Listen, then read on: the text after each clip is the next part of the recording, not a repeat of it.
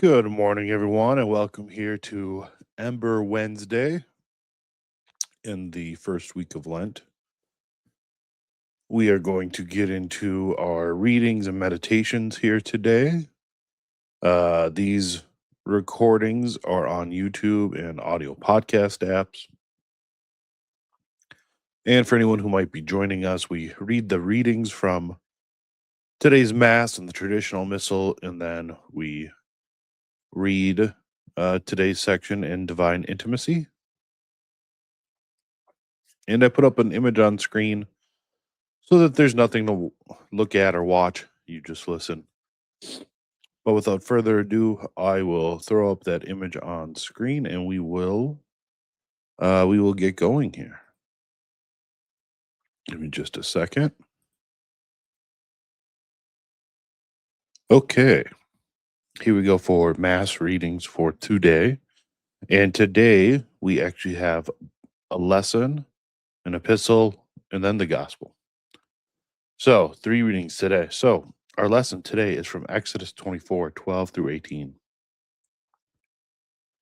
In those days the Lord said to Moses, "Come up to me in the mount, and be there, and I will give thee tablets of stones, and the law, and the commandments which I have written, that thou mayst teach the children of Israel." Moses rose up, and his minister Joshua, and Moses going up into the mount of God, said to the ancients, "Wait ye here till we return to you. You have Aaron and Hur with you. If any question shall arise, you shall refer it to them." And when Moses was gone up, a cloud covered the mount, and the glory of the Lord dwelt upon Sinai, covering it with the cloud 6 days. The 7th day he called him out of the midst of the cloud. And the sight of the glory of the Lord was like a burning fire upon the top of the mount, and in the eyes of the children of Israel. And Moses, entering into the midst of the cloud, went up into the mountain, and he was there 40 days and 40 nights. Now the epistle is from 3 Kings 19, 3 through 8. And for those of you unfamiliar with the Dewey Reams, 3 Kings in the Dewey Reams is 1 Kings in most other translations of the Bible. So 3rd or 1 Kings 19, 3 through 8. In those days Elias came to Bersabee of Judah and left his servant there. And he went forward 1 day's journey into the desert. And when he was there and sat under a juniper tree, he requested for his soul that he might die, and said, "It is enough for me, Lord, take away my soul, for I am no better than my fathers." And he cast himself down and slept in the shadow of the juniper tree. And behold, an angel of the Lord touched him and said to him, "Arise and eat." He looked, and behold, there was at his head a hearth cake and a vessel of water. And he ate and drank and fell asleep again. And the angel of the Lord came again the second time and touched him and said to him, "Arise, eat, for thou hast yet a great way to go." And he arose and ate and drank, and walked in the strength of that food 40 days and 40 nights unto the mount of God, Horeb.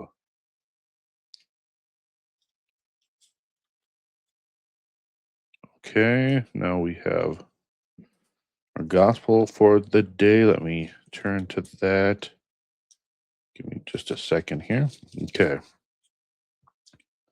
Our gospel of the day is from Matthew 12, 38 through 50. At that time, some of the scribes and Pharisees answered Jesus, saying, "Master, we would see a sign from thee." Who answering said to them, "An evil and adulterous generation seeketh a sign, and a sign shall not be given it, but the sign of Jonas the prophet. For as Jonas was in the whale's belly 3 days and 3 nights, so shall the Son of Man be in the heart of the earth 3 days and 3 nights. The men of Nineveh shall rise in judgment with this generation, and shall condemn it, because they did penance at the preaching of Jonas. And behold, a greater than Jonas here. The queen of the south shall rise in judgment with this generation, and shall condemn it, because she came from the ends of the earth to hear the wisdom of Solomon. And behold, a greater than Solomon here. And when an unclean spirit is gone out of a man, he walketh through dry places, seeking rest, and findeth none. Then he saith, I will return into my house from where I came out. And coming he findeth empty, swept, and garnished. Then he goeth, and taketh with him 7 other spirits more wicked than himself, and they enter in and dwell there. And the last state of that man is made worse than the first. So shall it be also to this wicked generation. As he was yet speaking to the multitudes, behold, his mother and brethren stood without, seeking to speak to him. And one said unto him, Behold, thy mother and thy brethren stand without, seeking thee. But he answering him that told him, said, Who is my mother, and who are my brethren? And stretching forth his hand toward his disciples, he said, Behold, my mother and my brethren. For whosoever shall do the will of my Father that is heaven, he is my brother and sister and mother.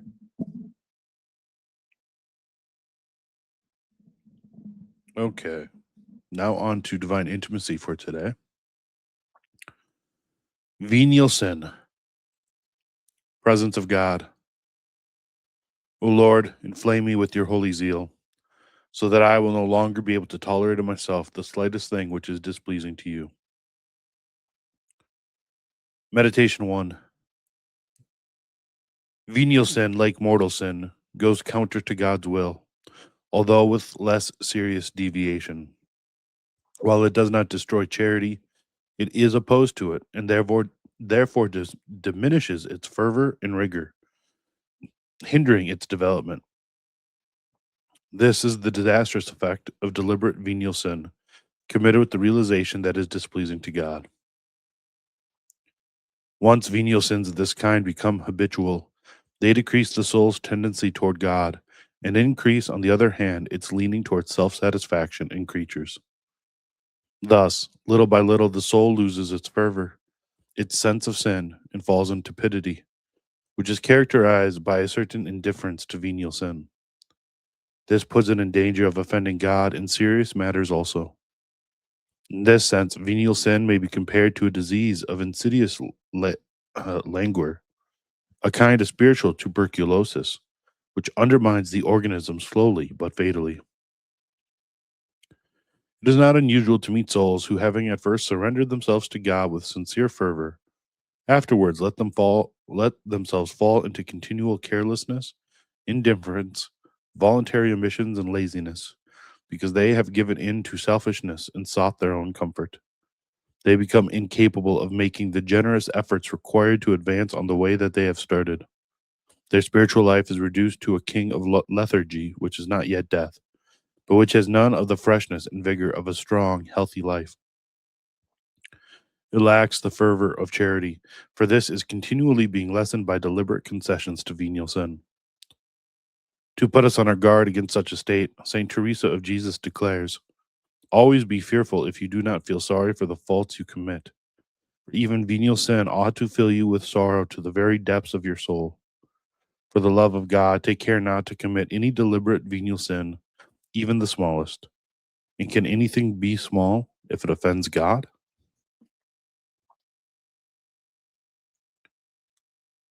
Meditation 2.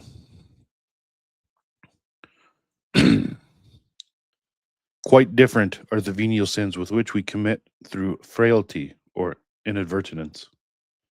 Very often the soul is determined not to give in at any price. Due to its weakness, however, it falls when temptation comes, especially if the attack is unexpected. Nevertheless, once aware of it, the soul feels sincere sorrow, repents at once, asks God's pardon, rises, and sets out again. Such sins cause no great harm to the soul. They are signs of its frailty and show that it has not yet reached spiritual maturity. Moreover, if the soul sincerely humbles itself after these falls, it will draw profit from them in a more profound knowledge of its own misery, which will make it mistrust its own strength entirely and place all its confidence in God alone. It will experience in a practical way the profound truth of the words of Jesus. Without me, you can do nothing. It is not unusual for God to permit these falls, and he does so precisely to give the soul the practical knowledge of its nothingness, and to anchor it firmly in humility, the foundation of all our spiritual life. In regard to faults of this kind, Saint Therese of the Child Jesus felt that we can be sure they do not grieve the good God, because they are not caused by a will intent on sin, by indifference or coldness. They spring from the weakness of human nature. If because of our weakness it is impossible for us to avoid these little daily venial faults of inadvertence or frailty, it is important to know how to detest them, to make generous reparation. As to deliberate venial sins, we should be firmly resolved not to commit them for anything in the world. Colloquy. Peccavi Domine miserere me. Pardon, Father, pardon me, a miserable ingrate. I owe it to your goodness that I am still your spouse, even though I am unfaithful to you by my faults. Peccave Domine miserere me. O my soul, what are you doing? Are you not aware that God sees you always? You can never hide yourself from his sight, for nothing is hidden from him. O eternal God, Father of all goodness and mercy, have pity on us because we are blind and in darkness. And I, more than anyone else, am miserable and to be pitied. O true Sun, enter my soul and illumine it with your brightness. Drive out the darkness and give me light. Melt the ice of my self-love and enkindle in me the fire of your charity. Peccave Domine miserere me. May his majesty be pleased to make us fear him whom we ought to fear, and understand that one venial sin can do us greater harm than all the forces of hell combined.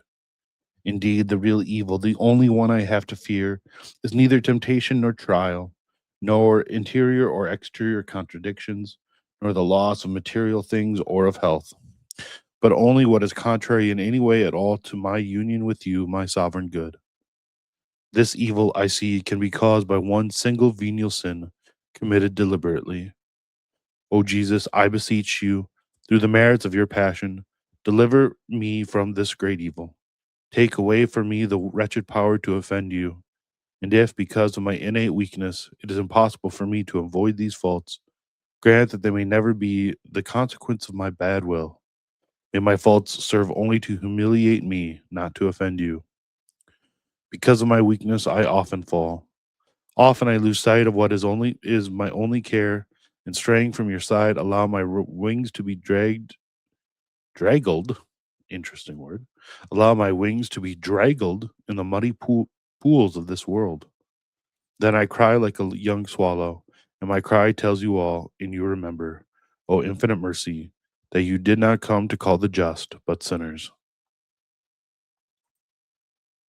Okay, there are the readings and meditations for today. You know, and yesterday when we were discussing mortal sin, um, you know, we talked about how we don't hate it enough, you know, and I think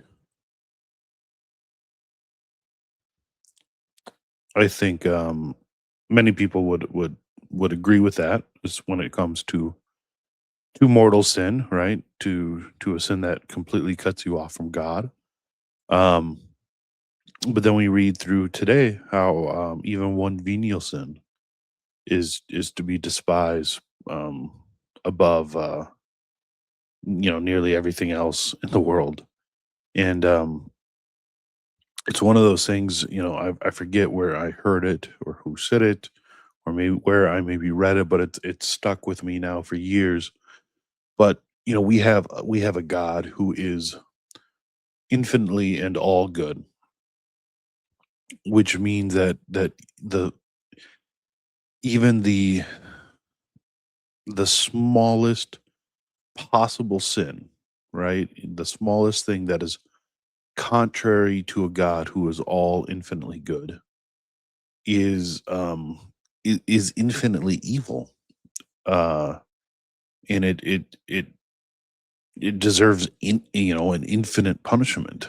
In a sense, every single sin in a way is deserving of death and hell. Now, the church, like I said, the church teaches that there's my alarm. Sorry, guys. The church teaches, that you have mortal sins which are deadly, and which you can suffer hell for, and venial sins which are not. But we have to see all sin, as an infinite offense against an infinitely good God. Um, it will keep us in that proper mindset of hating all sin, even small venial ones. It will stop us from entering that lethargy that divine intimacy talks about, that laziness, um, which you find uh, so common throughout the church, in which I suffer from it at times as well. But that the reason why confession lines tend to so often be empty, unfortunately, that lethargy that says it's not needed, or just that if you don't hate sin as you should, you won't feel like you have to go to confession, do penance, do reparation. If we truly saw every sin as an infinite offense against God, we would be much more willing to do reparations for even our smallest sins. So we have to keep that in mind. I know that helps me,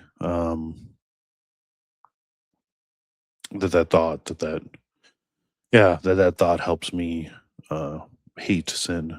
um and we also have to recognize, so that was largely about deliberate venial sin. We have to recognize the type of sins, that venial sins that happen just because of our fallen nature, our frailty. um we have to use them to improve, that sense of shame or guilt that comes after you, maybe commit a venial sin out of habit, like saying omg, uh things of that nature, which are venial, and habitual. That sense of shame that comes after, we have to use that to steel ourselves from allowing that to happen again. We have to use that to change our habits, and hopefully prevent those type of sins from continuing. So anyways, that's all I have for you today. Is Ember Wednesday, as we talked about yesterday. For those of you unfamiliar with Ember Days, they are um, they are 4 sets of 3 days that happen throughout the year. Usually, they happen at the changing of the seasons for the most part. So you have your, I believe these would, I- yeah, these are the spring Ember Days. You have then Ember Days right before summer, right before fall, right before winter. Um, I forget the saying. There's a kind of a catchy little saying that tells you kind of when they are. Ashy, I forget how it goes. Loose, something loosey, something ashy, something. Anyways, so these are the spring Ember Days. They're extra days of penance and fasting that we use, of course, to offer in reparation for our sins. They're extra days of prayer we use to pray for our priests and pray for vocations. For anyone who works off the land. They happen at the turning of the seasons, in order to pray for whatever, um, to pray for good weather, good crops, things of that nature. Um, but so you have Ember Wednesday, Ember Friday, Ember Saturday. They are days of fasting, days of abstinence from meat. Um, it all used to be canonical to where you had to. Uh, you no longer have to, but it's a very good practice. Uh, so abstain from meat today, fast today, only have the one meal today, and then the same on Friday and Saturday.